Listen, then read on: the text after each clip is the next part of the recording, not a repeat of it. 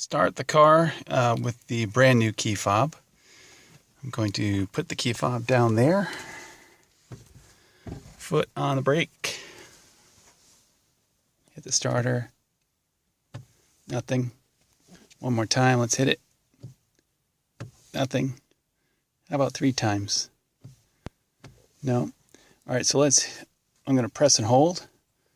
1 1000, 2 1000, 3 1000, 4 1000, 5 1000, 6 1000, 7 1000, 8 1000, 9 1000, 10 1000.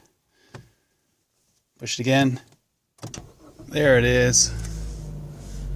Yep, the warning light came on. That's the brand new key fob.